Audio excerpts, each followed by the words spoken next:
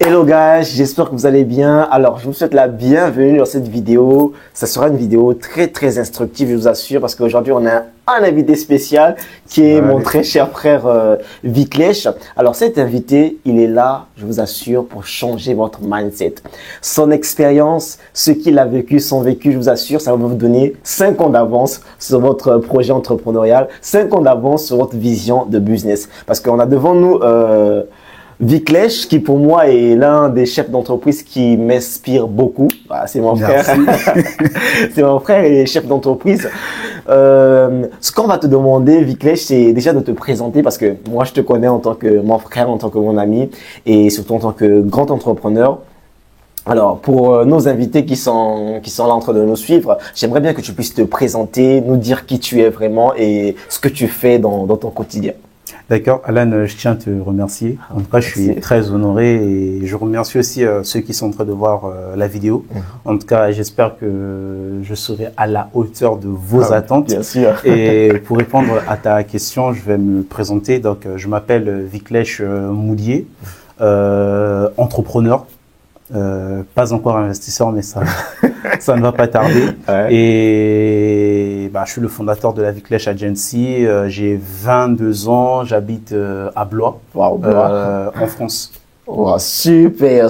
Donc, à 22 ans seulement, il est chef d'entreprise. Est-ce qu'on peut s'intéresser sur ton entreprise, sur ce que tu fais vraiment dans ton entreprise? Vas-y, tu es chef d'entreprise, tu as une entreprise. Tout le monde, on écoute beaucoup les gens dire qu'ils sont chefs d'entreprise, mais on ne sait pas vraiment ce qu'ils font.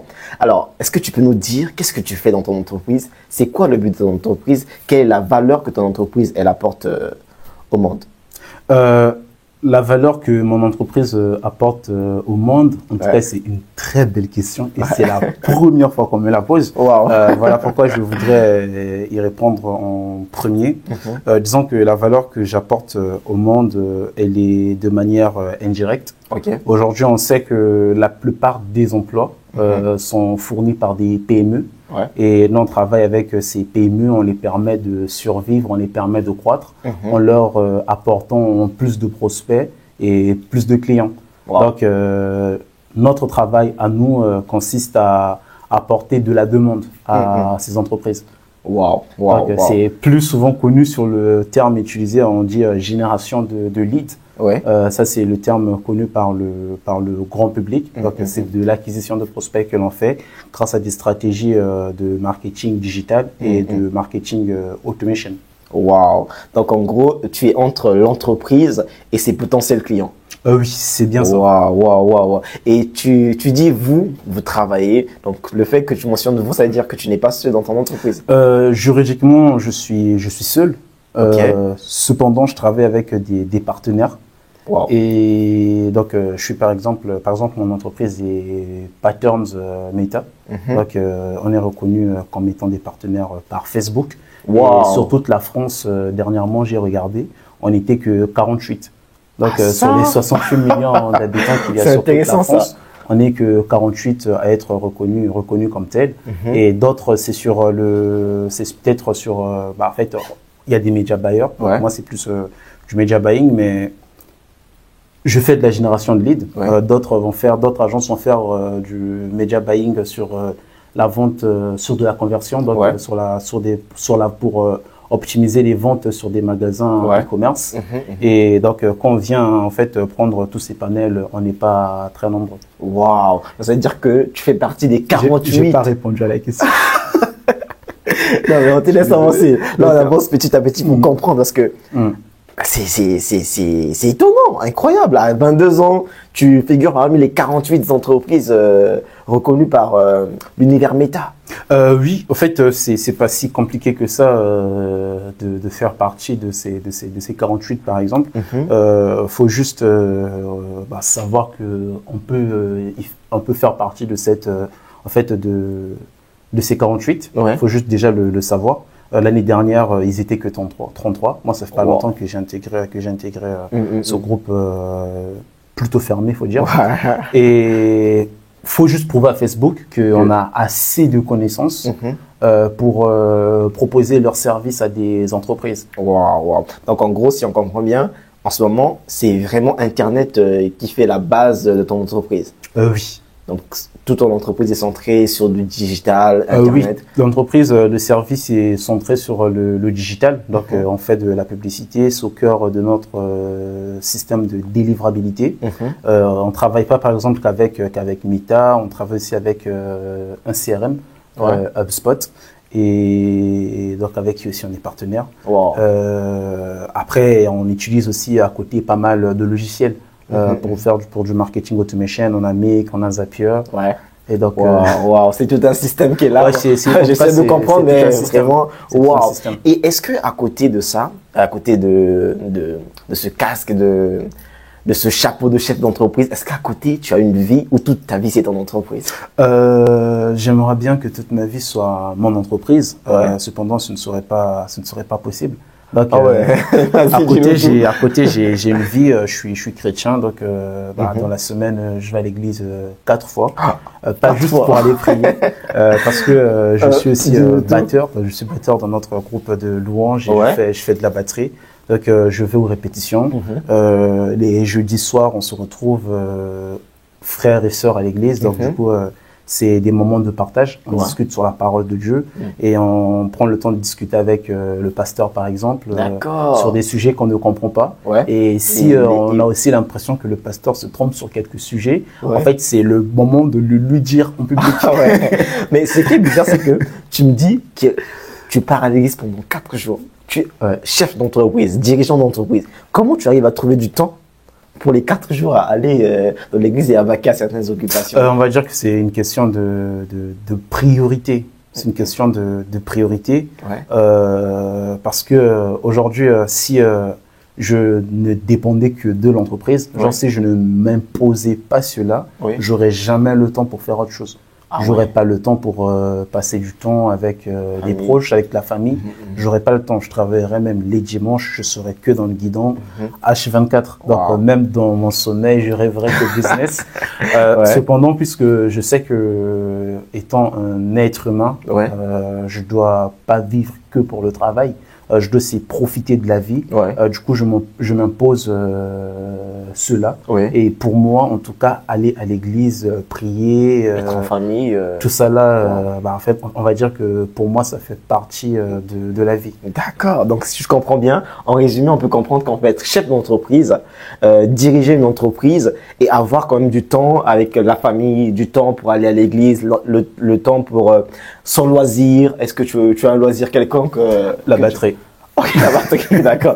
Donc du temps pour aller faire ce qui te passionne au-delà de l'entrepreneuriat, au-delà de ton entreprise. Alors là déjà, c'est un mythe que tu fais tomber parce que dans ma tête, c'était chef d'entreprise. Et là, 7 jours sur 7, business. Jusqu'à ce que ça me squatte. Mais là, je vois qu'il y a une possibilité. Il y a une possibilité du fait que tu peux être au charbon, tu peux vraiment cartonner sur ton business et aussi à côté avoir du temps pour ta famille, avoir du temps pour… Oui. En tout cas, je dirais vraiment que ça dépend. Après, tu as par exemple Elon Musk et Bill Gates. Eux, quand ils ont créé leur boîte, ils étaient H24, 7 sur 7 sur leur business. Après, à côté, tu auras des gars qui seront plus détente. Tu as Bernard Arnault, actuellement, c'est l'homme le plus riche du monde. Mais lui, il n'était pas dans la pression. Il va bien dormir. T'as Jeff Bezos, quand il a lancé Amazon, jusqu'à maintenant, il a toujours dormi 8 heures par nuit.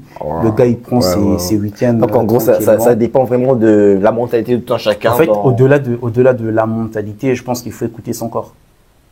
Waouh. Joli conseil pour vous. Hein. Il faut écouter son corps parce qu'on n'est pas des robots. On est des humains. Waouh. C'est vraiment intéressant tout ce que tu arrives à réaliser à seulement 22 ans. Ce qui veut dire que dans les années à venir, il y a des choses incroyables qui se préparent alors. En tout cas, j'espère. Bon, on va essayer un peu de revenir un peu dans le passé parce que pour bien comprendre ce que tu es devenu là, il y a sûrement un passé, il y a sûrement quelque chose qui s'est passé qui t'a poussé à prendre des décisions. Déjà, on aimerait savoir, tu viens d'où, Clèche? D'où viens-tu? Je viens du Congo-Brazzaville. Ok. Quand je suis né, on va dire que j'étais plutôt à l'aise. Ouais. Il y avait un papa, il y avait une maman, donc des parents qui m'aimaient quand même beaucoup, moi, mon frère, mes sœurs, tout ça là. Ouais. C'était top, c'était génial, c'était la belle vie. Cependant, au moment où je suis né, mon père était déjà malade. Donc, il était atteint d'une maladie incurable. Il y a le médecin qui venait souvent à la maison. Mais moi, je réalisais pas qu'il était malade. Je me disais qu'il venait pour s'amuser. Quand il sortait ses piqûres, tout ça là, moi, ça m'amusait. Et sauf qu'en grandissant, au bout d'un moment, ça commençait à s'aggraver. Et toutefois qu'il sortait avec moi, donc la plupart des papas vont sortir avec leurs enfants pour aller dans des parcs, s'amuser, des trucs comme ça. C'est vrai que lui et moi, on s'amusait, mais c'était plus sur le lit, on faisait du catch. Et quand on sortait, on partait souvent au bord du fleuve Congo. Et du coup, il me parlait de la vie. Donc, sur le moment, je comprenais pas, mais c'est juste que lui, il savait pas à quel moment il allait mourir. Et donc, je voulais me donner des conseils. J'étais tout gamin, il me parlait de la mort, il me parlait de la vie, il me parlait de la réussite, il me parlait des difficultés qu'il a rencontrées lui. Par exemple, il me racontait ses expériences quand il a eu à commettre des vols. Et les conséquences qu'il en a tirées derrière tout ça là. Il m'a tout expliqué. Donc, comment est-ce qu'au bout d'un moment, il est revenu sur le droit chemin. Il m'a parlé de la période où il y avait, par exemple, où il était, par exemple, impoli. Comment est-ce que la vie l'a recadré. Et donc, il me disait que tu devrais éviter de passer sur ces chemins.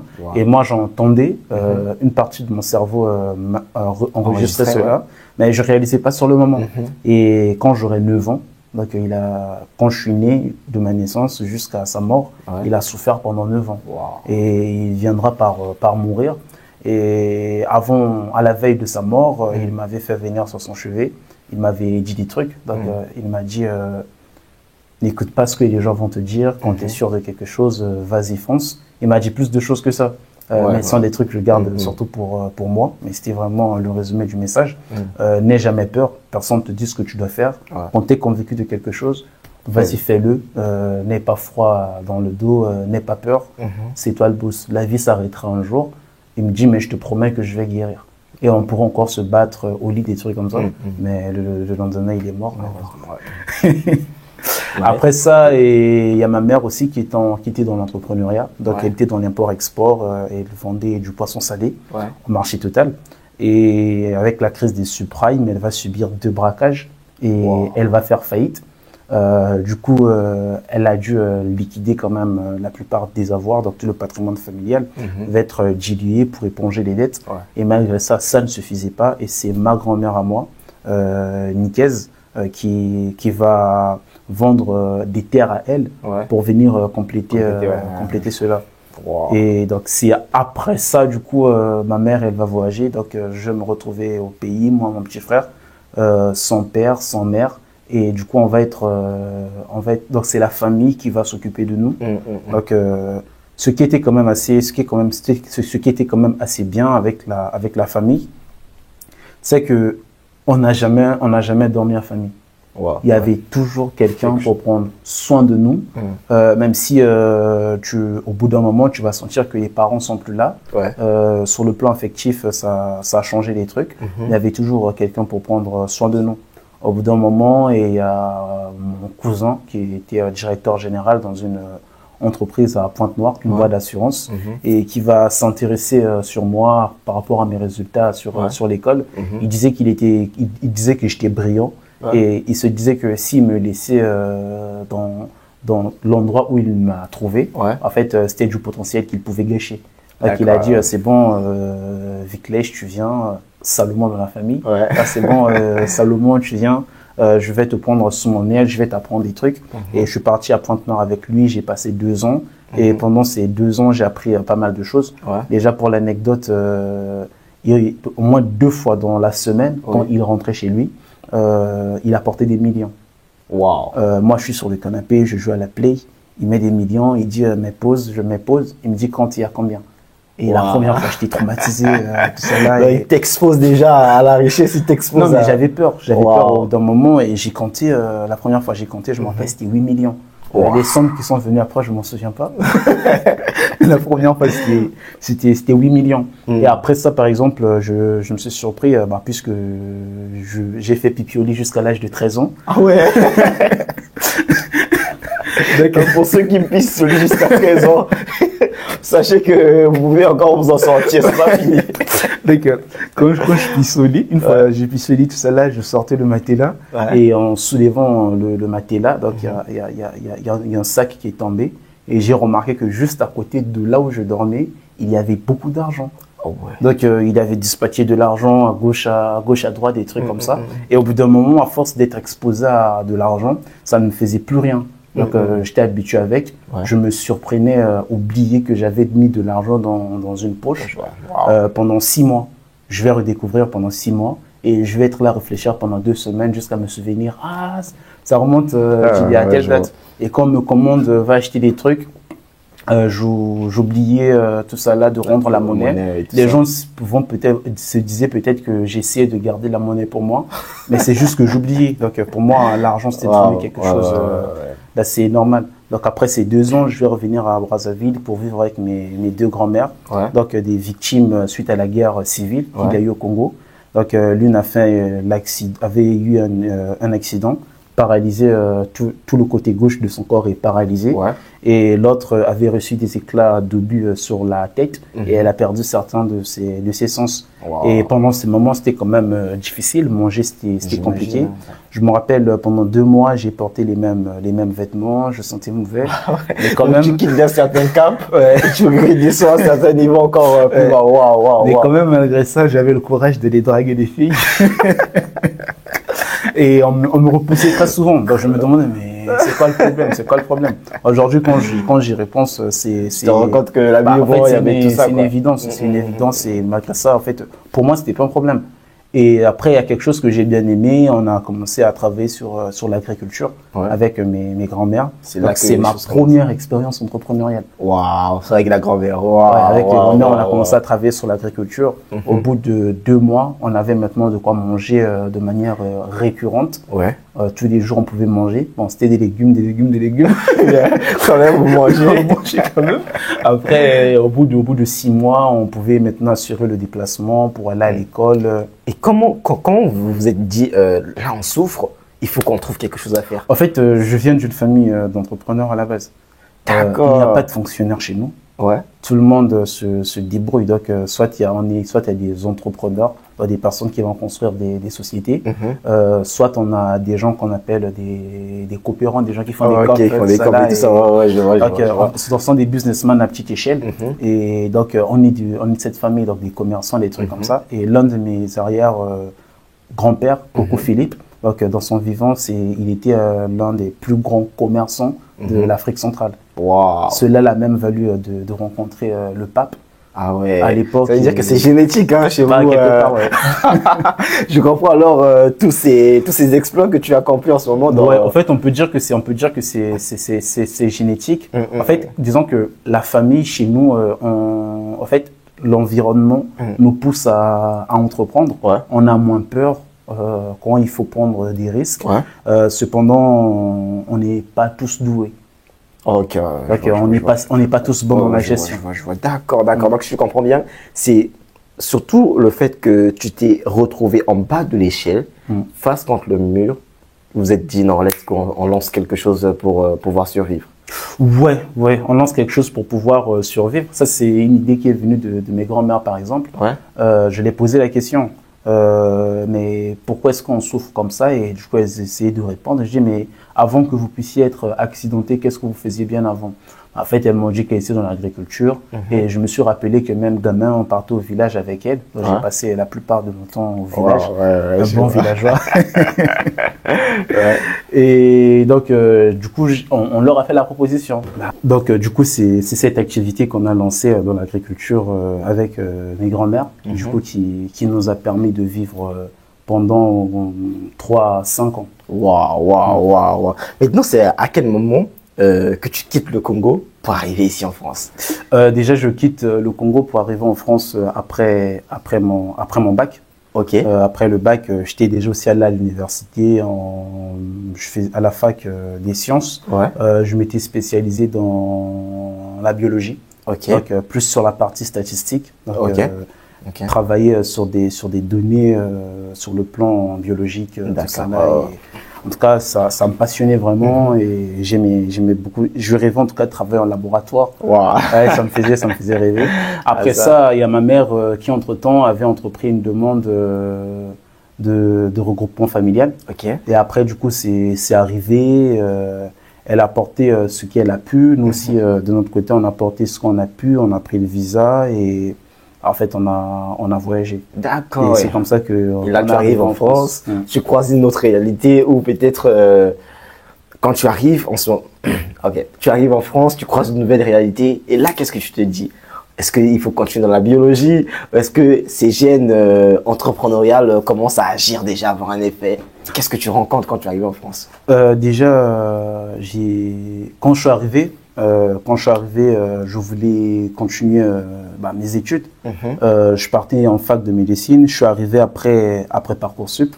Ouais. Et je suis allé voir en fait une association qui accompagne des jeunes qui sont dans la situation dont j'étais. Ouais. Et du coup, cet asso m'a conseillé de rédiger un mail, ouais, d'envoyer à la faculté des sciences, ouais, des sciences de Tours, ouais, ou bien à la fac de médecine, parce que je voulais devenir médecin. Ouais. Tout ça là.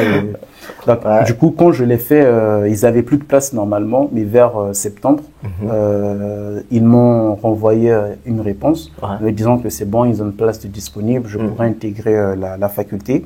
En même temps, j'avais aussi rejoint une école plutôt technique, ouais, donc juste en prépa. Pour voir ce que je pouvais, s'il y avait possibilité que je fasse carrière pour devenir ingénieur. Oh. Et en système de production et en informatique industrielle. On m'a demandé qu'il fallait que je fasse un test pour voir si j'avais ma place en études supérieures ou si je devrais refaire le lycée. Et quand j'ai passé le test, ce qu'il en est sorti, c'est que normalement, je devrais entamer à partir de la 3e année. Ouais. Ils ont dit que non, s'il fait la première année, la 2e année, il va s'ennuyer. Ouais. Il est plus avancé. En fait, moi, tout ça là, ça commence aussi à me parler. Ouais. Quelque part, je commence à me dire, mais je vais m'ennuyer alors que moi, je suis habitué avec la difficulté, des trucs comme ça. Ouais. Ça m'intéressait plus.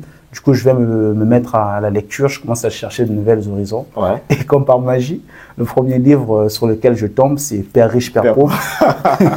de Robert Kiyosaki. C'est le livre qui bouleverse le cerveau des... Non, moi, en tout cas, ça m'a bouleversé. En tout cas, ça m'a bouleversé. Et après avoir fini la lecture de ce livre, ouais, je me dis que bon, je vais travailler, avoir de l'argent et me payer une formation sur l'entrepreneuriat, donc découvrir comment est-ce que ça marche un peu ici. Ouais. Parce que je m'étais rendu compte que les deux écosystèmes étaient très différents. Très différents, la France et le Congo. Et le Congo, c'était très différent. Et après, je vais travailler dans une blanchisserie, donc là où travaille ma mère. J'étais parti pour travailler pendant 2 mois, ouais, mais au bout d'1 mois et demi, j'ai arrêté. Wow. Et en fait, ce qui m'avait fait arrêter, c'était la douleur, c'était trop dur. Mais tu as dit que tu étais habitué à la douleur. Non, mais ça, c'était autre chose. Okay, et là, disons que quand on m'a demandé, mais pourquoi est-ce que tu arrêtes? J'ai donné des raisons, je disais que non, problème de gouvernance, je suis un mal alpha, moi, me commande pas, des trucs comme ça. Oh, c'est la difficulté, la douleur, ouais. Donc, c'était la difficulté que j'avais rencontrée sur et là, en ce moment, tu fais les 1 mois et demi. Et après. Et du coup, j'ai assez d'argent. Donc, en 1 mois et demi, j'avais gagné un peu plus de 2000 €. Ouais. Et sur les 2000 €, je vais prendre 250 €. Ouais. Et ces 250 €, je vais aller à la chambre des commerces. Je vais payer un stage d'1 semaine sur la création et la reprise d'entreprise. Donc, c'était une mini-formation. Et j'ai rencontré pas mal d'entrepreneurs, donc ceux qui se lançaient et ceux qui reprenaient des entreprises. Donc, du coup, le fait d'être dans cet écosystème, ouais, pour moi, ça a été une évidence. Donc, le vendredi après-midi, quand je quitte la chambre des commerces, quand je rentre à la maison, le soir, je dis à ma mère, c'est bon, j'arrête l'école. Waouh, ça. Mais qui fait ça? Ouais, donc si je comprends. Tu as 2000 €, tu donnes 250 € pour ta formation, il te reste 1750 €. Et tu n'as que 1750 €, tu arrêtes l'école. J'arrête l'école. Et tu te dis, là, j'avance tête foncée. J'avance tête foncée, je prends 1000 €. Avec les 1000 €, j'ai acheté des livres. Waouh. J'ai acheté des livres et après, je suis devenu un très grand consommateur. Donc, en 3 ans, j'ai consommé un peu plus de 200 livres. Waouh! Ça, tu t'es vraiment déter pour ça. Je lisais beaucoup. Là, je lis moins. Aujourd'hui, par mois, je lis 2 livres et je lis moins. Mais sinon, je lisais jusqu'à 5 livres par mois. Et certains mois, je lisais même plus. Est-ce que tu crois que c'est vraiment la lecture qui a aussi contribué comme à te dire non, c'est vraiment le chemin qu'il me faut? En fait, la lecture m'a transformé. La lecture m'a transformé. Déjà, moi, je viens du Congo. Pour certaines, ça va choquer certaines personnes, mais la mentalité qu'on a au Congo, elle est médiocre par rapport à celle qu'on a en France. Et la mentalité qu'on a en France, elle est médiocre par rapport à ce qu'on a en Angleterre. Celle qu'on a en Angleterre, elle est médiocre par rapport à celle qu'on a aux États-Unis. Et donc moi, je venais avec cette mentalité que j'avais au Congo.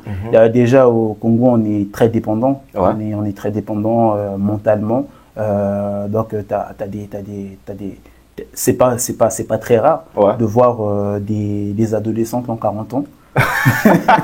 Donc à 40 ans, je pense que ça a piqué des personnes, mais bon, le but c'est vraiment de vous réveiller, le but c'est vraiment de vous dire let's go, wake up. Moi j'aime ce wake up. Et il dit qu'il y a des adolescents qui ont 40 ans, donc vraiment que ça ne vous vexe pas, mais que ça vous booste plutôt et que ça vous pousse à vous dire non, il est temps de se réveiller. Vraiment, donc à 40 ans, à 50 ans, tu vis encore chez les parents et là-bas c'est normal. Quand tu arrives ici, c'est pas normal. Mais ici, mentalement, on n'est pas à l'aise avec de l'argent. Tu peux pas dire que non, moi je veux devenir millionnaire.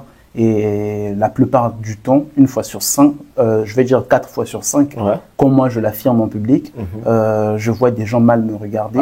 D'autres personnes prennent des distances, ce qui est normal. C'est leur problème. Donc vraiment, il y a une mentalité qui est différente entre les deux pays, quoi. Oui, très différent. En Angleterre, par exemple, ils sont plus à l'aise avec de l'argent. En fait, quand ils sont un peu comme les Américains. Maintenant, c'est sur le niveau d'indépendance. Donc, l'Angleterre, c'est un royaume, tout ça là. Donc, ils ont quelqu'un au-dessus d'eux. Alors que les Américains, on va dire que c'est l'image même de la République. Donc, ils sont vraiment libres. D'accord. Donc, quand tu arrives vraiment dans ce système, dans cette mentalité, et tu lis, là, tu te dis non, c'est bon. En fait, ça m'a ouvert l'esprit. Parce que j'ai lu des œuvres chinois, japonais, coréens, des livres sur le business. Je vais lire des livres écrits par des Africains, des livres écrits par des Français, des Américains surtout. Et du coup, ça me permet de confronter tous ces points de vue. Et après, au bout d'un moment, je me rends compte que je ne dois pas prendre à la lettre ce qui est dit dans des livres. Je suis plus un consommateur ordinaire quand je lis aujourd'hui, mais je suis un critique. Donc, quand je lis un livre, l'auteur, c'est bon, l'auteur a beau faire ses millions, tout, mais quand je le lis, quand il donne des conseils sur comment faire des millions, je me dis que bon, de toute façon, ça a marché pour lui, mais aujourd'hui, ça ne marche plus. Waouh. Et est-ce que quand tu as fini de lire tout ça, tu as investi, qu'est-ce qui s'est passé après? Est-ce que c'était tout beau pour toi? Tout se passait bien? J'étais plus intelligent. Ok, plus intelligent. Et là, tu t'es décidé de te lancer. De te lancer dans l'entrepreneuriat. Et comment ça se passe sur le terrain? Est-ce que le livre, ce que tu as lu dans le livre, est-ce que tu as vécu sur le terrain? Est-ce qu'il y avait une différence? Est-ce que les choses se passaient vraiment comme prévu? On va dire que les livres, c'est pas ce que tu lis dans les livres, c'est pas des tutos. Fais ça, et tu arrives à telle étape. Non. En fait, ce sont des exemples qu'ils te donnent. Et toi, par rapport à ce que tu vois dans des livres, ça te permet de mieux réagir par rapport à ce que tu rencontres sur le terrain. D'accord. Et donc, la lecture m'a beaucoup apporté parce que c'est Robert Kiyosaki qui le conseille. Donald Trump aussi le conseille. En tout cas, tous les grands auteurs vont le conseiller, ils disent la même chose. Tous les conférenciers vont le dire. Le premier investissement qu'il faut réaliser, c'est investir sur soi. Et moi, de manière instinctive, c'est ce que j'ai fait. Et cependant, il y a un truc qu'il ne soulève pas. Après avoir investi sur soi, c'est quoi la deuxième étape? C'est ce que tu vas nous expliquer. C'est ce que tu vas nous expliquer aujourd'hui, parce que quand je vous ai dit la vidéo instructive, elle est là, il va tout nous expliquer. En fait, une fois qu'on a investi sur soi, il faut investir sur son réseau. Ouais. C'est un peu comme ce que l'on disait quand l'on discutait tout à l'heure. Tu auras toujours besoin de quelqu'un pour réussir. Cependant, tu n'as besoin de personne en particulier. Exactement. Parce que ça veut dire que ton réseau, il est très, très, très, très, très important. Ouais. Et le nombre et la qualité des personnes que tu connais, en fait, détermine en quelque sorte le niveau de réussite que tu peux avoir. Waouh. Le réseau, l'environnement. Oui. Et là, on est à Blois en ce moment, on est dans un espace de coworking. Je veux rebondir sur ça. Est-ce que le fait que tu sois entouré de toutes ces personnes qu'on rencontre ici dans ce bâtiment, des entrepreneurs, des grands PDG, des grands CEO, est-ce que le fait que tu sois entouré d'eux, est-ce que ça te booste, ça te challenge, ça te... Oui, largement. Parce que moi, par exemple, avant même que je puisse me lancer, j'ai déjà commencé à les fréquenter même avant ça, avant la création de mon entreprise. Je venais de temps en temps, je me rappelle, j'étais en babouche, en culotte, et avec ma chemise qui n'est même pas repassée, mal coiffée. Donc, j'arrivais et du coup, je les rencontrais. Et eux, ils me reçoivent bien, ils vont me payer des restos, on va discuter, tout ça là, et... Du coup, en observant leur façon de vivre, leur façon d'être avec le public, en fait, c'est là que je me suis rendu compte que, en fait, le grand public se font une fausse image de qui est l'entrepreneur. Notamment, c'est à cause d'Hollywood, Netflix. En fait, Hollywood va nous présenter, va nous dire que non, l'entrepreneur, c'est le gars qui est toujours en costume, qui va rouler en Lamborghini. Mais sinon, la plupart des millionnaires que moi je connais, ils roulent en Clio. Ah ouais. Bon, après, ne nous attaquez pas, chacun sa façon de... Non, pour de vrai. Et après, les réseaux sociaux ont tendance à nous présenter une vision faussée de l'entrepreneuriat. On nous présente des success stories, des trucs comme ça. Mais dans la plupart du cas, pour moi qui suis sur le terrain, je sais que ce sont des mensonges. Je sais que ce sont des mensonges, ce sont des trucs inventés, c'est pas la vérité. Il y a un mythe qui est en train de tomber là. je sais que ce n'est pas la vérité. Parce que quand j'ai rencontré ces entrepreneurs-là, en fait, pour moi-même aller suivre certaines personnes qui faisaient fureur à l'époque sur YouTube, en fait, je le faisais plus. Parce que ça ne concordait pas avec ce que tu voyais. On a tendance à dire que non, les entrepreneurs, ils sont hautains, tout ça là. Cependant, ce sont des personnes qui m'ont respecté. En fait, ils m'ont respecté en premier. Ils m'ont respecté en premier, ils m'ont bien reçu, ils m'ont mis à l'aise. En fait, on ne te respecte pas pour l'argent que tu as. On ne te respecte pas forcément pour l'entreprise que tu as conçue. Mais le premier respect qu'on t'apporte, c'est parce que tu es déjà un être humain. Rien que pour ça, on te respecte déjà. Et moi, ça, je l'ai senti. Et quand je les disais, par exemple, que non, je vais créer des entreprises dans le futur, telle entreprise, déjà à l'époque, c'était mon délire avec l'énergie infinie, des trucs comme ça là que je l'ai proposé. Carrément une science-fiction, une vraie folie, tout ça là. Mais pour eux, c'était tout à fait normal.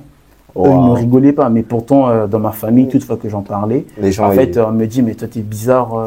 Non, mais c'est vraiment, c'est comme ça. Je comprends bien, en gros, l'environnement t'a permis de croire encore en toi, de dire que il y en a des personnes qui croient en ma folie, qui croient en gros en des choses que je peux réaliser. En fait, pas qui croient en ma folie, mais ce sont des personnes qui ont pu percevoir le potentiel que j'avais et qui sont conscients qu'ils sont incapables de percevoir le futur ou même d'anticiper le futur d'une personne. Waouh. Et à quel moment toi tu décides alors de te lancer toi-même? Là, tu as ton environnement qui est bon, le beau réseau qui est là, tu as les connaissances venues des livres que tu as eu à acheter, tu as la formation que tu as acquise. À quel moment tu décides, bon, là, je me lance? Je réponds à ta question et je voulais rebondir sur cela. Le réseau, en vrai, je le construis toujours. Ça, en tout cas, c'est très important. Il est indispensable. Tu peux jamais réussir si tu n'as pas de réseau. Pas de réseau, Tu peux jamais réussir si tu n'as pas de réseau. Et au moment où je décide de me lancer, c'est dès le moment où j'ai décidé de quitter l'école. Donc, je me suis dit que bon, j'ai de l'expérience dans l'agriculture, donc je vais continuer là-dessus. J'essaie de voir comment est-ce que ça pouvait se faire. Après, je me rends compte que la météo ne me le permettait pas parce que les techniques agricoles que moi je maîtrise ne sont pas praticables ici en France. Et donc, il fallait que je puisse partir sur un autre projet. Je me suis intéressé au marché du transport, donc carrément le marché de la dernière livraison, dernière course. Donc, travailler avec des boîtes comme Chronopost, Amazon. Et livrer des colis dans des boîtes de lettres devant des personnes. Donc, ce serait pas moi qui livrerais, mais moi j'aurais une boîte avec plusieurs flottes et embaucher des salariés qui feront le travail pour moi. En tout cas, j'ai fait tout le calcul sur ma calculatrice. Je me suis dit que bon, là c'est bon, je suis rentable. Alors qu'il y a certaines charges, il y a certains coûts que j'ai ignoré, que j'ai pas pris en compte parce que j'ignorais tout simplement qu'ils existaient. Et qu'est-ce que je vais faire pour avoir de l'argent? D'après toutes mes estimations, il me fallait au moins 500 000 euros pour entamer le projet. Donc j'irai voir un banquier, c'est le banquier de ma cousine. Je vais voir le banquier et je dis monsieur, j'aimerais que vous puissiez me prêter 500 000 euros. Quelle audace! Le monsieur, il regarde mon profil, il me pose des questions, je réponds. Pour être gentil, il me dit que votre projet tient la route, mais selon votre profil, vous n'êtes pas éligible. Je l'ai bien pris et après j'ai fait des recherches, j'ai continué, je me disais que j'irais voir d'autres banquiers. Après, en cherchant plus loin, un mois plus tard, je viens m'auto-convaincre que le projet n'était tout simplement pas viable. Donc, je me suis convaincu que le projet n'était tout simplement pas viable. Donc, il fallait partir sur un autre projet. Et là, je me suis intéressé à l'idée de créer une boîte d'import-export. Donc, commander du poisson fumé au Congo et le vendre ici en France, peut-être au marché des Rungis, ou bien livrer ce poisson fumé auprès des magasins de distribution. J'ai vu ce que je pouvais faire avec Leclerc. Et pendant cette période aussi, j'ai fait une très belle rencontre. J'ai rencontré le dirigeant du Leclerc de Blois. Et donc vraiment, tu étais dans la recherche. J'étais vraiment dans cette phase de recherche. Je l'ai rencontré et lui aussi, il m'a présenté à ses chefs de rayon, tout.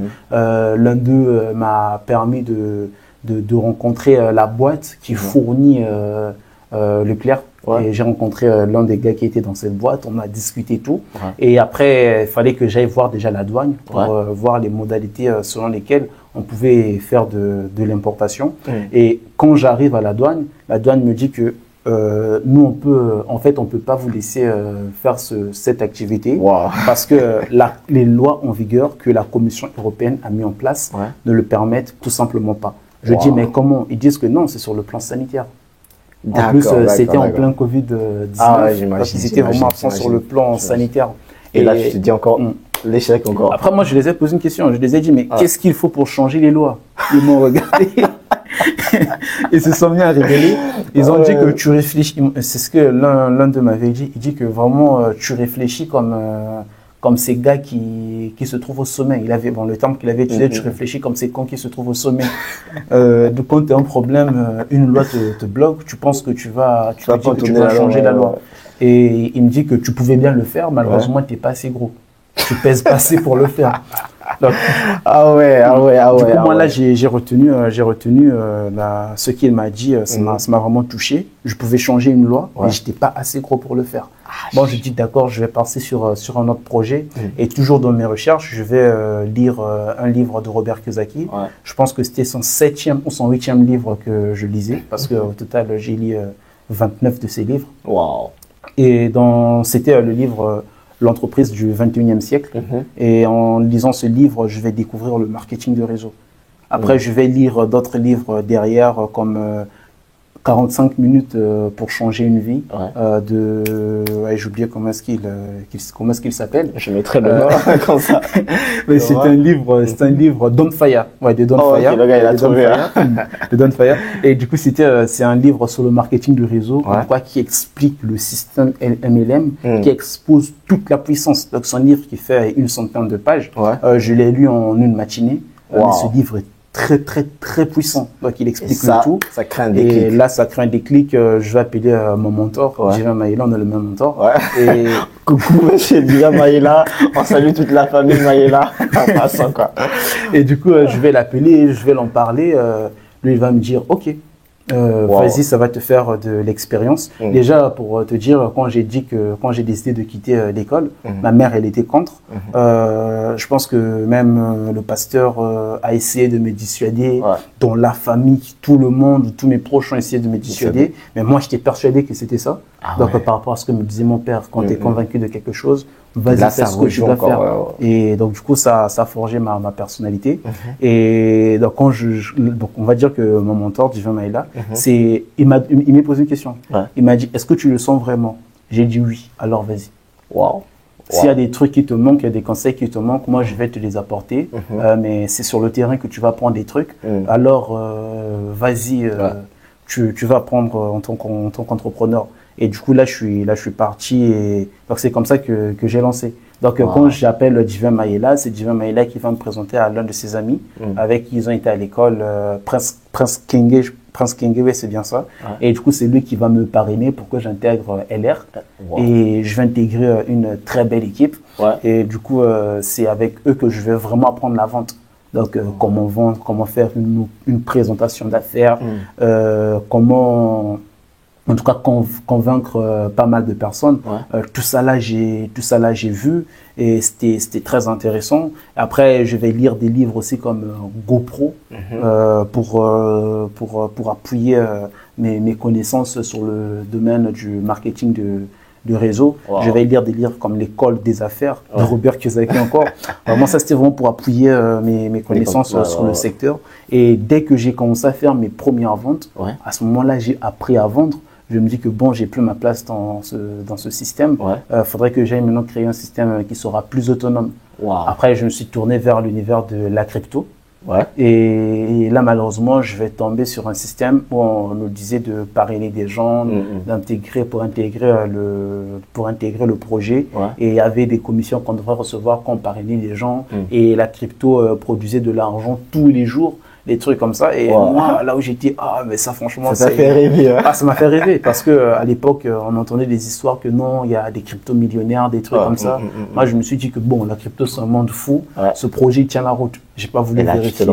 Je me lance direct. Et j'avais quand même déjà embarqué pas mal de personnes avec moi.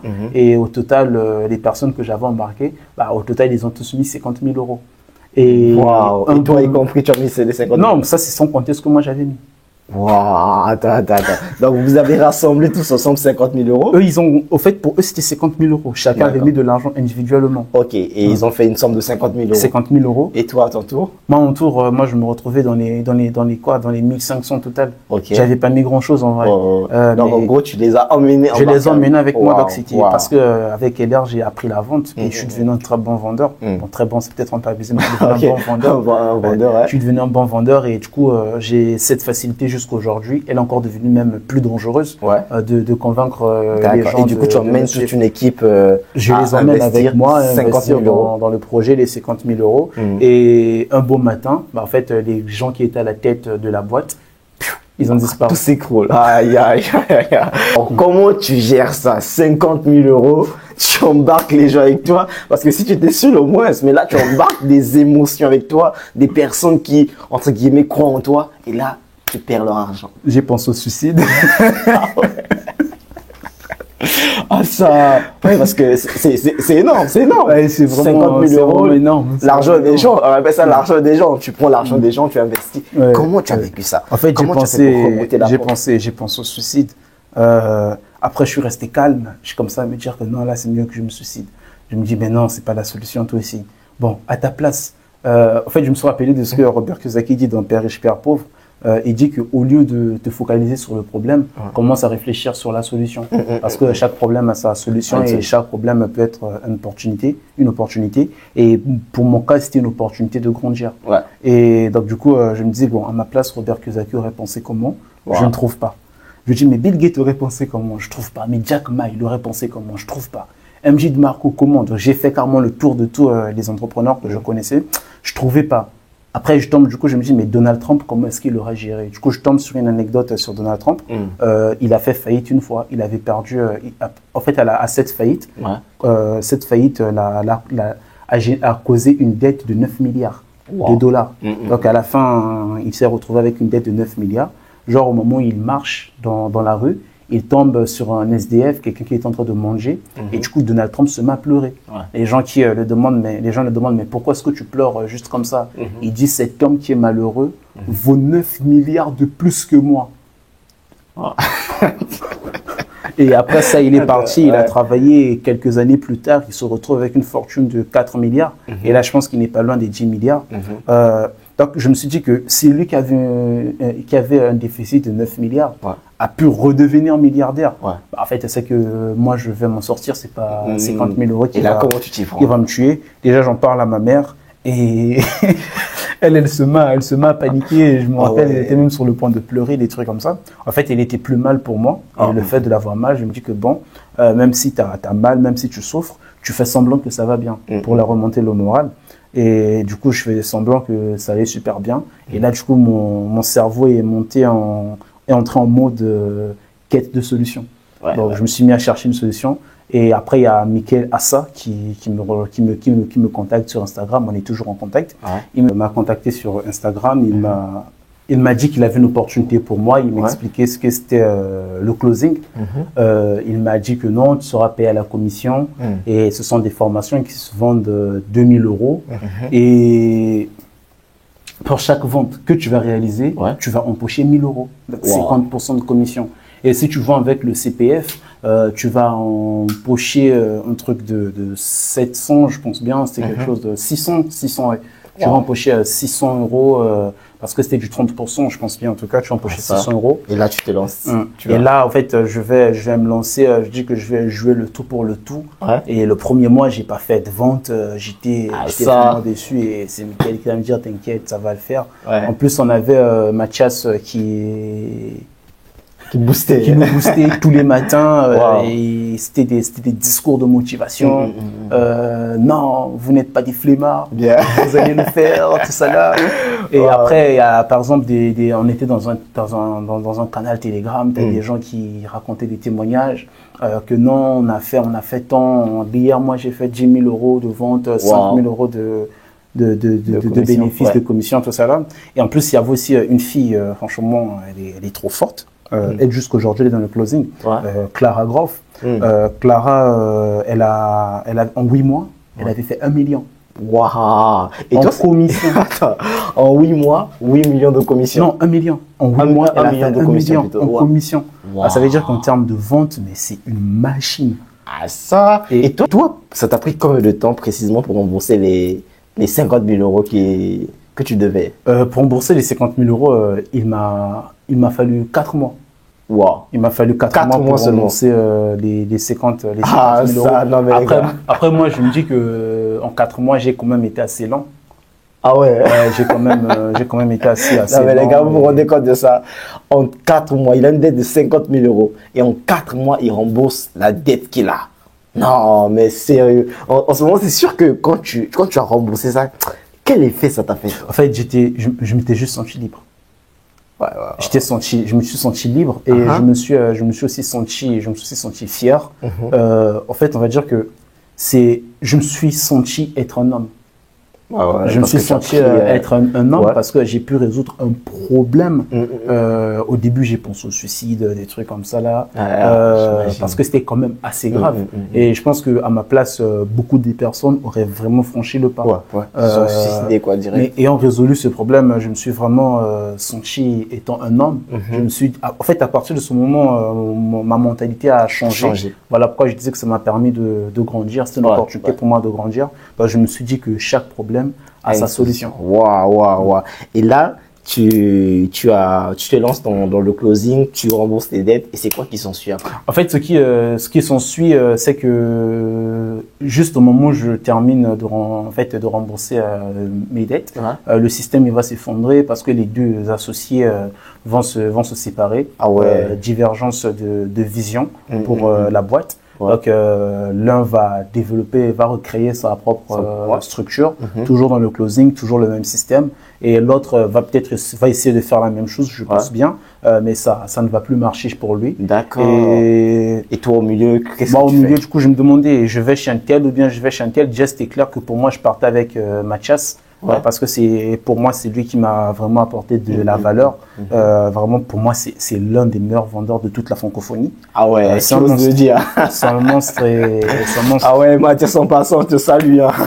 Franchement, Mathias Nézard, c'est vraiment un monstre. Et donc, du coup, c'était clair que je partais avec lui. Cependant, après avoir lu un livre très intéressant, L'autoroute du millionnaire, MJ de Marco. Là, ça, c'est un livre puissant aussi. En fait, là, je me pose une question. Donc, il y a une question qui est posée. En fait, il y a une information qui est apportée dans le livre. C'est que il y a 5 commandements pour que tout business puisse être un business qui vaut des millions. Donc ce business doit être construit sur 5 fondations. Ce sont les 5 commandements du business. Donc les 5 commandements de l'autoroute du millionnaire. Et parmi ces 5 commandements, on avait le commandement du besoin, le commandement de l'échelle, on avait le commandement du temps, le commandement de l'entrée, le commandement du contrôle. Je te remercie. Et le commandement du contrôle. Et du coup, moi, il y a deux commandements qui m'ont obligé de quitter le closing. Donc, c'était le temps et le contrôle. Donc, c'était le temps et le contrôle. Le problème, c'est que j'avais pas le temps, je n'étais pas libre de mon temps en tant que closer. Donc, c'est que tant que tu ne vends pas, tu ne gagnes pas et tu es obligé de travailler. Donc, le jour où tu t'arrêtes de travailler, ça veut dire que tu ne gagnes plus d'argent. Et en plus, c'est un business de closing, à moins que tu puisses créer une agence. Quand tu es closer, c'est un business que tu ne peux pas valoriser. Donc, c'est un business qui ne prend pas de la valeur. Sa seule valeur, c'est que c'est quand tu travailles, donc tu es ta propre valeur. Et on a aussi le commandement du contrôle, c'est que je n'étais pas à la tête du système. Donc la preuve, c'est que quand le premier système il s'est effondré, quand les deux se sont séparés, moi je me suis retrouvé sans revenu, je ne pouvais pas travailler. Et du coup, avant que ça s'effondre, tu avais déjà tout remboursé? Oui, j'avais déjà tout remboursé. Il restait que 1 000 € que je devrais rembourser. Mais je me suis fait aider par ma mère qui m'a donné 500 €. Et j'ai cherché 500 € à gauche, à droite. On dit merci à maman là. Merci. Et du coup, je me suis libéré de cela. Et après avoir pris connaissance de ces contrôles, de ces 5 commandements, en fait, je me suis dit que je vais lancer un business qui va se rapprocher de ces 5 commandements. Et après ça, j'ai essayé de baigner dans l'univers start-up. J'ai un peu regardé ce que ça a proposé. Je suis allé voir la BGE, j'ai rencontré Antoine Soufiane et Antoine qui a beaucoup fait pour moi. Avant même que je ne puisse créer ma propre structure, tout ça là, il m'a déjà permis d'intégrer une certaine sphère entrepreneuriale. Donc il y a quand même pas mal d'entrepreneurs qui me connaissaient. J'ai rencontré même certains investisseurs alors que je n'étais même pas entrepreneur. Donc, je me faisais inviter dans des restos et quand ils partaient, par exemple, lever des fonds, j'étais là derrière, en train de voir comment ça se passe. Ça, là, en fait, je vois comment ça se passe dans les coulisses. Et déjà, au départ, quand j'ai vu Antoine Soufiane, quand je lui parlais de mes projets et tout, parce que c'est une personne qui m'a quand même beaucoup aidé. Quelque part, il m'a même conseillé à lire certains livres. Il m'a conseillé de lire L'Alchimiste de Paulo Coelho. Et c'est un livre quand même très puissant. Trop même, vraiment. Qui dans certains cas, c'est perçant. Qui dans certains cas, par exemple, va en contradiction de la Bible, bien qu'il s'y inspire dans beaucoup des cas, par exemple. Mais c'est un livre qui reste très puissant. Dès qu'il y a l'une des choses qui est dit dans ce livre, c'est que les choses les plus simples et les plus évidentes sont les plus dures à percevoir. Comprenez ça, les gars. Et moi, ça, je m'en suis rendu compte. Dès que l'entrepreneuriat, en vrai, c'est simple. Devenir millionnaire, en vrai, c'est simple. Mais sauf que cette simplicité, elle est dure à percevoir. Donc moi, j'ai pas pu percevoir cette cette simplicité. En fait, je suis parti à gauche, à droite, des trucs comme ça. Je me suis fait arnaquer, je me suis retrouvé avec des dettes, des trucs comme ça. Et du coup, j'ai commencé à chercher cette simplicité. D'où le fait souvent d'être accompagné, quoi. Oui, être accompagné, c'est très important. C'est très important. C'est très important d'être accompagné. Et s'il y a des gens qui nous regardent, qui ne se sont pas encore lancés et qui veulent se lancer, je les conseille d'aller voir la CCI, la BGE. En tout cas, il y a des personnes qui sont payées. Dans la BGE, c'est une association. Il y a des gens donc ils sont payés pour vous accompagner. Et dans certains cas, vous n'aurez rien à débourser de votre poche. De votre poche. Et là, tu laisses le closing, tu te bases sur les 5 commandements et là, tu crées la Viclesh Agency. La Viclesh Agency, comment est-ce qu'elle est née? On va dire que c'était compliqué. Je me dis, mais je vais créer quoi comme business? Et là, je commence à réfléchir. Je me dis que bon, le closing, ça marchait bien, mais en tant que closer, j'étais trop dépendant. Donc, ça, c'est pas moi qui faisais la météo, c'est pas moi qui faisais la pluie, c'est pas moi qui faisais le beau temps. Faudrait que je puisse prendre le contrôle. Mais quand je réfléchis, je me dis que si j'ai pu rembourser les 50 000 € en 4 mois, c'est parce que c'était pas moi qui partais chercher les clients à qui je vendais. Ah ouais, tu avais une technique. Mais les clients venaient vers moi. Effectivement, j'ai acheté des leads. D'accord, c'est là qu'on arrive alors à… Voilà. J'ai acheté des leads. Donc, ce sont des personnes qui, d'eux-mêmes, ont manifesté le besoin d'acheter la formation. Et donc, c'est certaines personnes étaient curieuses. Ils ont manifesté le besoin d'acheter la formation. Ils ont demandé à ce qu'on puisse les contacter pour les en dire plus. Et du coup, moi, leur numéro de téléphone, leur adresse mail, leur nom complet, moi je recevais sur une liste que j'achetais quand même assez cher. J'imagine. Et donc du coup je les appelais et moi ça me permettait de faire des ventes derrière. Et je me suis dit si je peux proposer la même chose, en tout cas pour moi ce serait très intéressant. Donc en gros tu t'es basé par rapport à ta propre expérience de ce qui t'a aidé, tu t'es dit je ferai la même chose pour aider d'autres. Oui, on va dire que quelque part je ferai la même chose pour aider des gens parce que c'est un système où je me suis rendu compte qu'il y a quand même beaucoup de choses à faire. Donc c'est un secteur où il y a beaucoup de choses à faire, des gens qui sont hors marché ont l'impression que c'est saturé alors qu'il y a vraiment beaucoup de choses à faire, le marché français, les gens disent que non, l'entrepreneuriat en France est saturé alors que c'est un secteur encore immature. L'industrie est en train de mourir. En tout cas, il y a tout à refaire sur le marché entrepreneurial en France. Donc vraiment, il y a un gros paquet, un gros bateau. Tout le monde a sa place. Il faut juste être assez intelligent et assez créatif pour innover. Et là, c'est à ce moment, c'est avec la Viclesh Agency que tu as pu créer quelque chose de personnel. Quelque chose de personnel. À la base, c'était juste un test. Ça va marcher ou ça va pas marcher. Pour trouver mon logo, je suis allé sur Canva. J'ai vidé un logo. Il était en noir-blanc. Et en fait, si je l'appelle Viclesh Agency, c'est parce que je me suis dit que bon, je mets Viclesh Agency pour faire agence. Parce que disait l'agence de Viclesh, je dis non, c'est trop ringard. Je mets en anglais, comme ça va faire stylé tout ça là. Avec ton prénom à côté. En fait, Viclesh Agency, c'était juste comme ça. C'était pour dire que c'est quelque chose que je faisais à la ramasse, juste pour tester qu'il y avait un marché. Et je t'ai rendu compte qu'il y avait du potentiel. En fait, c'est quand je me suis rendu compte qu'il y avait vraiment un marché, qu'il y avait vraiment du potentiel et que je pouvais intervenir sur plusieurs secteurs d'activité, que j'étais vraiment, on va dire, une solution pour pas mal d'entreprises. C'est là que je me suis dit que bon, il y a quelque chose à faire. On peut maintenant mettre les choses en place. On a lancé la création de la boîte juridiquement, le tout. On a commencé à faire ce qu'il fallait faire. Et là, bam, tu te lances, tu trouves tes clients. Là, je me lance, là, c'est bien. En plus, là, heureusement, par exemple, quand je parlais de réseau, que c'est très important de faire, d'avoir un réseau. La plupart de mes clients, en tout cas, plus de 80% de mes clients, viennent du réseau, soit de manière directe ou indirecte. En tout cas, ils viennent du réseau. Vraiment, là, on comprend encore la puissance du réseau, de l'environnement, de là où tu te trouves. Comme tu as dit au début, c'est là où tu te trouves qui déterminera si tu vas réussir ou pas. C'est très important. Donc, mon premier client, Florent Augrinet, je l'ai rencontré grâce à la BGE. Donc, BGE Pulse, ce sont des soirées en after work, des apéros entrepreneurs. On a discuté vite fait et 2 semaines plus tard, je vais l'appeler. Donc, une semaine plus tard, je vais l'appeler pour lui dire ce que je pouvais lui proposer. Il va me recevoir avec l'un de ses collaborateurs et l'un de ses associés, je vais dire. Et du coup, on va discuter. Je leur parle de ce que je pouvais les apporter. Après, moi, je vais les dire quelque chose. Moi, je maîtrise mes outils, mais je connais pas le marché de l'immobilier. Donc, parce qu'ils travaillent chez IAD, donc le plus gros réseau de mandataires indépendants en France. Et lui, il a dit que c'est bon, vas-y, on te donne le temps qu'il faudra. Mais il faudrait que tu fasses quand même assez vite, parce qu'on n'a pas un budget infini aussi. Et là, tu signes ton premier client. Et là, je vais le signer.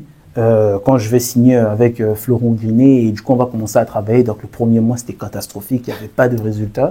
Et heureusement qu'à partir du deuxième mois, on a commencé à avoir des résultats. On a maintenant des leads. Florent de son côté, il a commencé à gagner en notoriété. C'est devenu une petite star à bloc.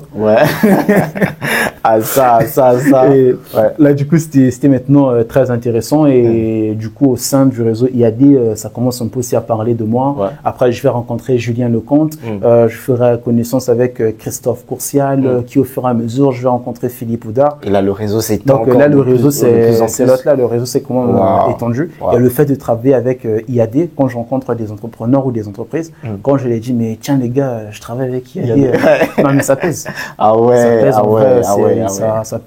pèse vraiment. Ça pèse vraiment. Donc le réseau, pour moi, c'est très important qu'aujourd'hui, quand je vais intégrer un nouveau marché, je vais adresser un nouveau secteur d'activité.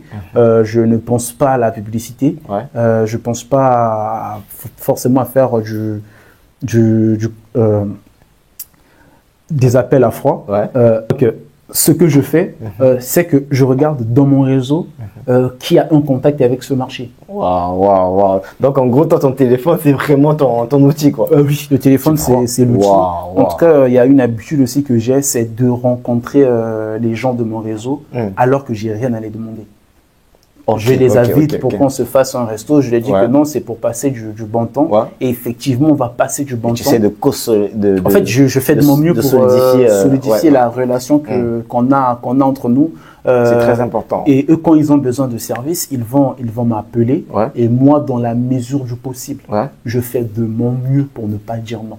Vraiment, c'est l'échange, quoi. C'est un peu la technique dans Influence et Manipulation de Dale Carnegie.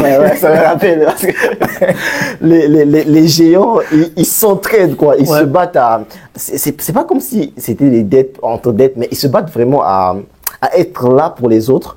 Comme ça, ils savent qu'ils sont en train de faire grandir un réseau très soudé, quoi. Et ça, vraiment, c'est une technique beaucoup appliquée dans les grands en fait, c'est pourquoi est-ce que ma stratégie, par exemple, est intéressante.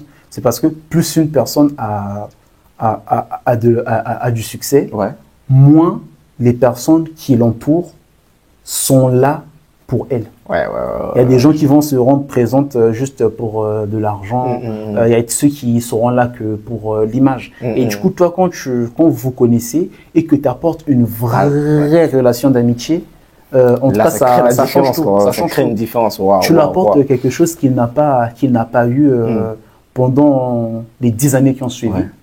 Et il le voit chez toi. Il se dit que bon, c'est quelqu'un sur qui je peux compter. Quand j'ai besoin d'aide, je vais appeler Viclèche.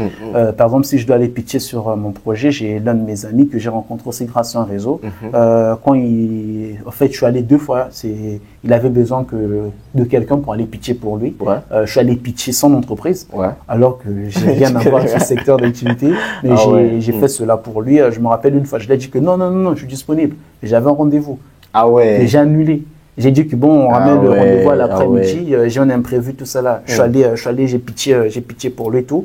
Et lui, je lui ai rendu ce service à 2 reprises. Et les gens devant qui je vais pitcher, ils se rendent compte que je suis un entrepreneur, j'ai ma boîte, mais je vais pitcher pour un autre, que j'aide l'autre. Donc du coup, l'image que je transmets, c'est très intéressant. Et lui, déjà cet ami, quand je vais lui demander un service, je pense que dans la mesure du possible, il ne me dirait pas non. Et rien que les gens devant qui j'ai pitché, il y a 2 d'entre eux qui ont dit que tiens, tu as parlé, quand j'ai parlé de moi-même personnellement, tu nous as parlé de ceci, de cela. 2 m'ont dit qu'ils connaissent des entrepreneurs qui gèrent des PME, tout ça là, qui seront intéressés à devenir des clients de mon entreprise. Donc en gros, tout se construit par un réseau, quoi. En fait, tout c'est le réseau. Alors, quel conseil tu peux donner aux personnes qui, eux, se disent non, je vais réussir, mais j'ai pas besoin des gens autour de moi. Je veux réussir seul. Tu pourras pas. Ah ouais. Tu pourras Personne ne peut réussir en étant dans son coin seul. Non, non. Waouh. Tu pourras pas. En fait, si tu veux réussir, tu dois avoir une mentalité. Tu vas devenir serviteur des autres. C'est fort ça. T'as pas Donc le choix. pour réussir, en gros, faut être serviteur des autres. Oui. Il n'y a pas de réussite dans l'ego, quoi. Se dire Non, que y a moi, pas- je veux y a pas réussir en de- étant y a pas de égoïste, réussite, je veux réussir en étant individuelle. centré sur moi. Non. Tu as besoin des gens. On aura toujours besoin de gens, Ouais. en gros, pour plusieurs choses. On voit dans ton exemple que dans tout ce que tu faisais, il y avait toujours un tel qui était là, un tel qui était là. Et tu savais comment parler à un tel pour avoir un tel. Tu savais comment... Et c'est ça qui a construit, en gros, tous les systèmes de ton entreprise, quoi. Exactement. Waouh. Et c'est carrément tout mon parcours. En fait, on va dire, c'est comme si je joue aux échecs. C'est comme si je jouais aux échecs et du coup, faut savoir profiter au fait en fait, c'est pas mauvais. Hein. D'être opportuniste, c'est pas mauvais. En tout cas, chaque personne a une valeur. Même la personne que l'on peut négliger a une réelle valeur. Ouais, ça c'est fort ça. Du coup, faut juste savoir qu'est-ce que la personne peut t'apporter. Et si tu estimes que la personne, par exemple, te détruit plus par rapport à ce qu'elle t'apporte, genre si elle te fait plus de mal, alors là, je conseillerais pas de rester avec la personne. Bah, en fait, je conseillerais de prendre ses distances. Donc, en gros, en suivant ce que tu viens de dire au début, je peux dire que si en ce moment, les personnes traversent des périodes compliquées, ou pour beaucoup de personnes en ce moment, pour lancer leur business ou sortir des problèmes financiers qu'ils ont, en gros, souvent la solution est juste à côté de nous. Ah oui. Souvent la solution c'est ton pote ou quelqu'un que tu dois aller affronter ou rencontrer. Oui et non. Vas-y, explique-nous. Oui et non. En fait, disons que notre entourage, quand on manque de quelque chose, généralement, bon, dans 50% des cas, je dirais peut-être 40% des cas, c'est parce que on ne voit juste pas ce qu'il y a autour de nous. Mais sinon, peut-être dans 60% des cas, c'est parce que cette chose n'est pas dans notre entourage. Donc, du coup, là, ça nous oblige de quitter notre zone de confort. Donc, tu dois aller rencontrer de nouvelles personnes. Et du coup, ce sont ces personnes qui vont t'apporter ce qu'ils doivent. Donc, en gros, quand tu es dans un cercle, la première chose à faire, c'est chercher la solution autour de toi. Et si tu n'as pas la solution autour de toi, essaie de te dire que non, la solution existe, mais n'est pas là, elle se trouve ailleurs. Là, ça ramène encore dans le mood de sortir de sa zone de confort pour aller vers une zone, ce qui sera peut-être inconfortable, parce que pour certaines personnes, c'est toujours inconfortable. Aborder des gens, c'est quelque chose de très, très compliqué. Parler à des inconnus, c'est quelque chose de très compliqué. Et ça, c'est une zone inconfortable, certes, mais c'est la zone qu'il te faut pour trouver peut-être la solution à ton problème, pour trouver peut-être la solution à peut-être ton business, à ta situation financière. Donc, tout dépendra toujours de l'environnement, en gros. Soit tu quittes ton environnement, soit tu restes dans ton environnement pour trouver la solution, soit tu quittes ton environnement pour un autre environnement qui t'offrira la solution dont tu as besoin. Oui. Parce qu'en gros, c'est soit tu l'as ici, soit tu l'as ailleurs. Donc, soit tu cherches là où tu es, si tu trouves pas, il faut bouger pour aller chercher ailleurs. Oui. Après, tu peux aussi devenir, en fait, on va dire nomade. Dès que moi, par exemple, c'est ce que je suis. Quand il faut parler d'entrepreneuriat ou bien professionnellement, les gens que je vais fréquenter, par exemple, à l'église ou dans la famille, ils m'apportent pas grand-chose sur cet univers.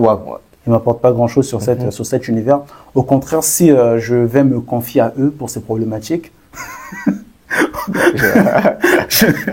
ça va être compliqué. Et par contre, pour d'autres problématiques, ils ont la solution. Ils ont la solution. En fait, il y a par exemple, en fait, ils peuvent parfois t'apporter des réponses sans qu'ils s'en rendent compte.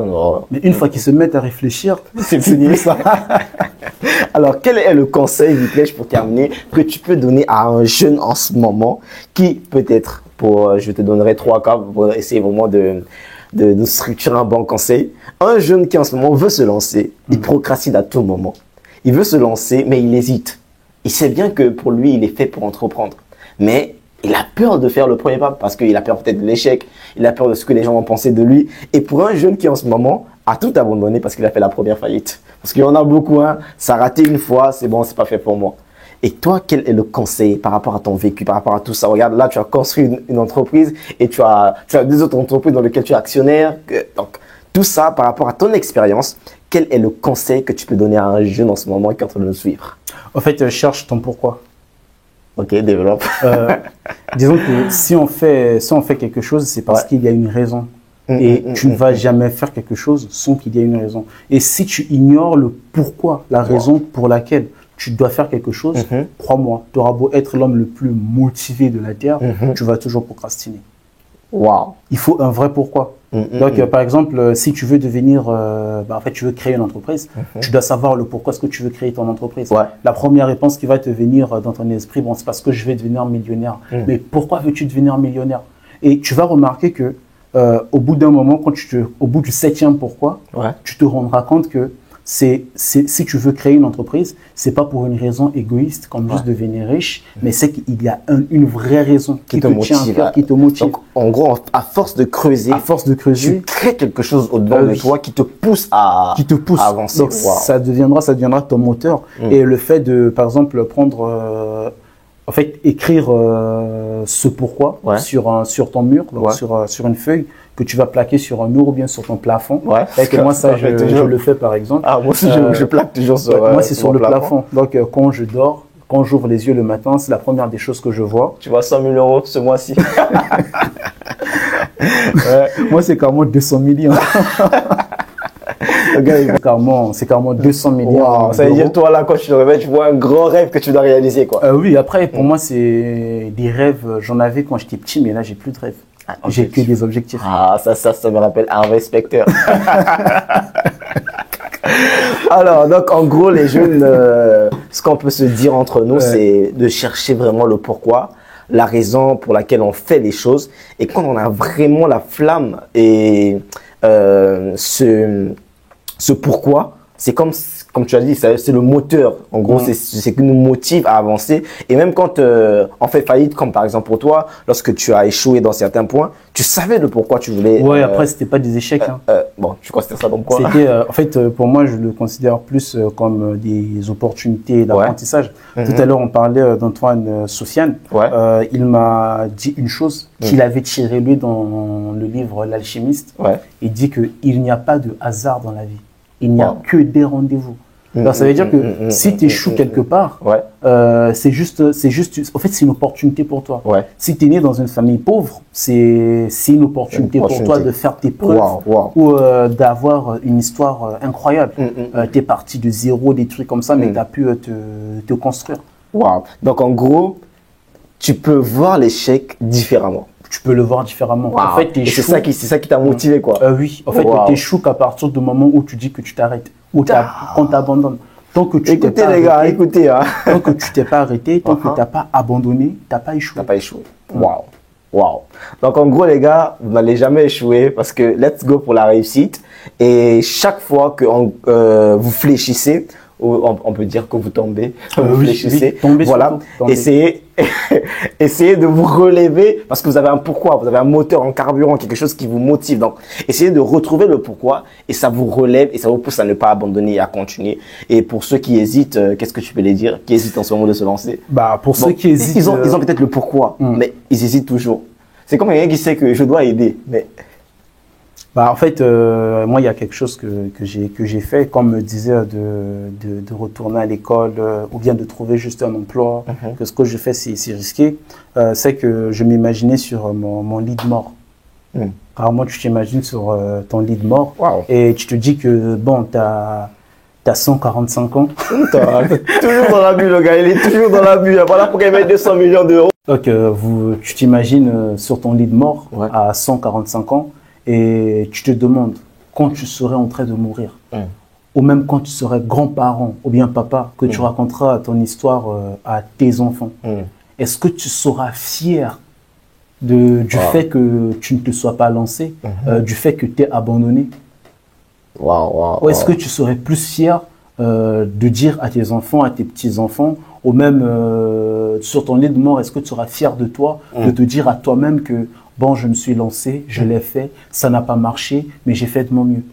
Et du coup, moi, quand je pense à cela, bah, en fait, je me rends compte qu'il faut se lancer, qu'il faut pas abandonner, que, bah, comme on l'a dit, en fait, on échoue qu'à partir du moment où on décide d'abandonner. Wow. Donc, en gros, pour toi qui procrastine, tu hésites, pose-toi la question, essaie de te projeter d'abord dans le futur et tu te poses la question dans le futur, est-ce que je serais fier de moi si je fais ça ou si je ne le fais pas?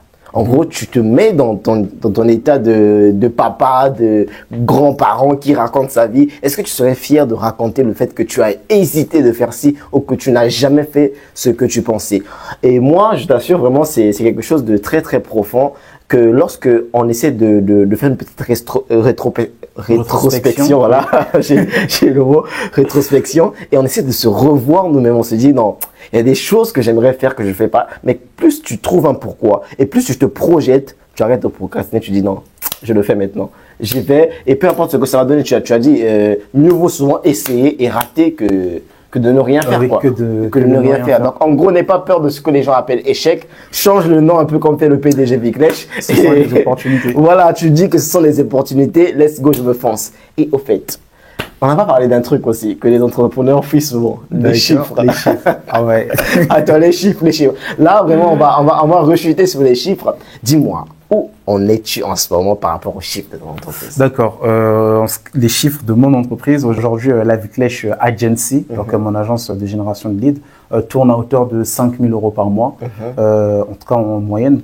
Et l'année prochaine, on prévoit tourner à partir de janvier 2024. Donc, on prévoit de tourner à 24 000. Donc, 24 000, c'est ce qui est prévu par mois. Et au fur et à mesure, donc on va finir l'année prochaine avec normalement un peu plus, soit un peu moins, de 300 000 €. Et à partir de l'année qui suivra, si tout se passe bien, on pourra peut-être faire le million. En termes de chiffre d'affaires. Et en ce qui me concerne mes revenus personnels, juste sur la Viclech Agency, donc je me reverse aujourd'hui 1 500 net tous les mois. Ah ouais. Donc ça permet... Dans le gros truc que tu gagnes là, toi personnellement tu prends juste 1 500 €. Oui. Je pense que même quand on atteindra un niveau où l'on fera 300 000 € de chiffre d'affaires mensuel, à ce moment-là, si je peux toujours me reverser 1 500, je ferai pareil. Je vous ai dit, le gars il est bizarre. Donc en gros, tu as 5 000 €, tu as 24 000 €. Donc 24 000 €, toi tu prends seulement 1 500. Alors que nos millionnaires en ce moment-là, eux, quand ils sont entrepreneurs et que ça réussit, non, en fait, ça c'est une fausse idée qu'on a des entrepreneurs et des millionnaires. On se dit que non, ils vont se mettre à rafler de l'argent, des trucs comme ça. C'est pas là, ce n'est pas la vérité. Les réseaux sociaux nous mentent. Quand on a beaucoup de youtubeurs qui vont dire que non, j'ai gagné 200 000 €, des trucs comme ça, et je profite de ma best life, des trucs comme ça. Et certains disent la vérité, comme par exemple Yomi Denzel. Le fait qu'il soit à Dubaï, on peut pas vérifier, mais ça lui donne un crédit de vérité, un soupçon de vérité. Mais sinon, beaucoup qui le disent, surtout s'ils sont en France, la plupart du temps, ce sont des mensonges. Donc en gros, toi, tu maximises tout sur ton entreprise et toi, personnellement, tu prends le minimum qui peut te suffire. En fait, on prend le minimum qui peut nous suffire. Non, en fait, il y a un truc qu'il faut prendre en compte, c'est que le fait que l'entrepreneur se reverse moins en salaire le permet de récupérer plus. Parce que il va gagner, il va par exemple extraire de l'argent sous forme de dividendes ou bien par le biais d'une holding. Donc une société mère qui gère toutes les petites entreprises qu'il a et ça permet de faire circuler du cash entre ces entreprises. Et du coup, c'est une solution aussi qui pourrait te permettre d'envoyer de l'argent à l'étranger. C'est pas ce que j'ai fait. Et donc, en fait, ça permet de limiter les taxes, les impôts, et ça te permet de récupérer un max d'argent. Et par exemple, quand j'aurai par exemple des revenus, quand la boîte fera par exemple du 300 000 € par mois, si moi je récupérais que 1500, c'est parce que j'estime que c'est ce qu'il me faudrait pour vivre. Déjà la voiture, ce serait une voiture de fonction, ce sera à la charge de l'entreprise.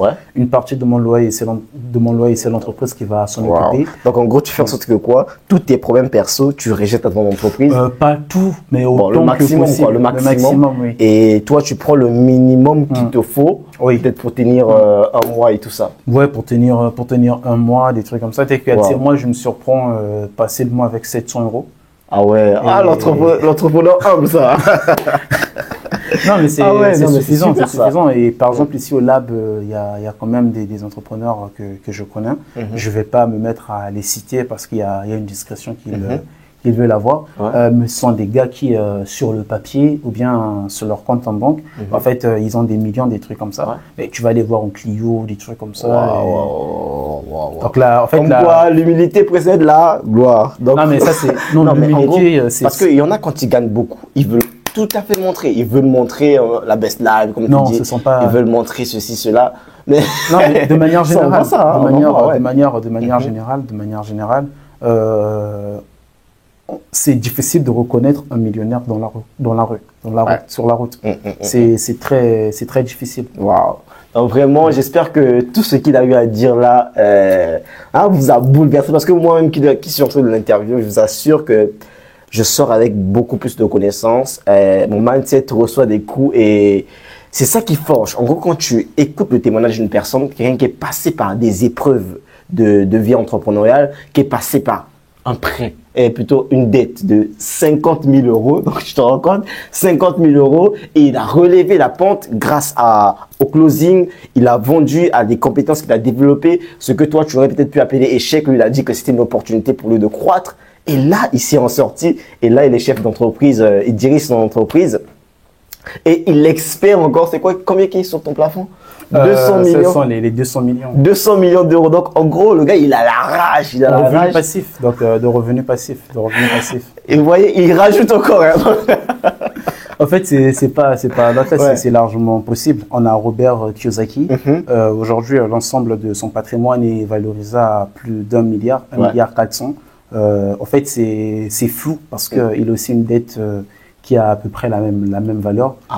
Mais sinon, en termes de revenus passifs, il a un peu plus de 100 millions d'euros de revenus passifs. Donc, sans travailler, le gars, il a 100 millions tous les ans de revenus passifs. J'aimerais bien faire quelque chose de similaire, faire un petit x2. Tout est possible à celui qui croit, c'est sûr. Ça, c'est sûr. Surtout quand tu donnes les possibilités, comme tu l'as fait là, tu donnais toutes les possibilités et tu as saisi les opportunités qui se présentaient à toi. Il y en aura toujours. Et let's go, tu les as saisies. C'est surtout ça. Ne laissez pas passer les opportunités. Arrêtez de procrastiner quand vous avez des opportunités devant vous. Saisissez-les et je vous assure que ça va vous propulser très, très loin. Ils doivent surtout savoir reconnaître les opportunités. Ils doivent savoir la plupart des opportunités, ce sont les gens qu'on rencontre. Ce sont les gens qu'on rencontre. J'ai rencontré Manuel Alleur qui m'a présenté à Tristan Leur. Et Tristan Leur qui à son tour m'a présenté à Daniel Fernandez. Et Daniel Fernandez est devenu l'un de mes mentors. Et donc, le fait c'est tout un chemin. Et quand j'ai rencontré Manuela, on a vraiment sympathisé, c'était très bien. On est devenus amis. Elle m'a présenté à son mari qui gère une boîte de taille intermédiaire qui l'année dernière a fait 50 millions de chiffre d'affaires. On a discuté avec Tristan, on est devenus très proches, on s'appelle de temps en temps. Donc en gros, tout s'est fondé sur le réseau. En fait, tout c'est le relationnel. Tout s'est fondé sur le réseau. Vraiment, allez chercher les gens, allez chercher les gens. Donc vraiment, vous avez compris que tout était question de réseau. Dis-moi avec qui tu marches, je te dirai qui tu es. J'aime trop cette phrase. Donc en gros, tu es qualifié, tu es déterminé par ton réseau. Donc vraiment, on vous remercie pour tous ceux qui ont suivi cette vidéo jusqu'à la fin. Lâchez un pouce bleu si ça vous a plu et surtout n'oubliez pas de vous abonner. Je vais laisser les références de toutes les pages de Viklesh et de sa société. Donc en gros, j'espère vraiment que cette vidéo vous a plu et que vous avez tiré une très très grande leçon de tout ce que Viklesh a pu vivre dans son parcours, tout ce qu'il a pu rencontrer dans son parcours entrepreneurial. Et moi, personnellement, ça m'a beaucoup édifié, ça m'a apporté un plus. Donc là, je ressors de cette interview avec un véritable plus. On se retrouve très très bientôt pour une vidéo encore qui sera je vous assure, fabuleuse, qui va vous apporter un véritable plus. Est-ce que Viclèche, tu as un mot de fin pour toutes les personnes qui nous ont suivis? Oui, j'ai un mot de fin. Ouais. C'est la fatigue okay. Là. Oui, j'ai un mot de fin pour ces personnes qui nous ont suivis. Déjà, je tiens à les remercier d'être restés jusqu'à la fin, et toi aussi, je tiens à te remercier. Merci. Donc, avec ton équipe. Donc, merci Sanchich. Ok. Donc, et si un mot de fin que je devrais dire, donc c'est les emmener à investir en eux et à investir dans leur réseau. Une fois qu'ils ont fait ces 2 investissements, et de ne jamais s'arrêter. Une fois qu'ils ont fait ces 2 investissements, il devient simple de créer une entreprise, de réussir. En fait, c'est la base, en tout cas, qu'ils puissent vraiment miser sur ces 2. Wow. Donc vraiment, on vous envoie plein d'énergie positive, plein d'ondes positives. Au revoir et à très bientôt.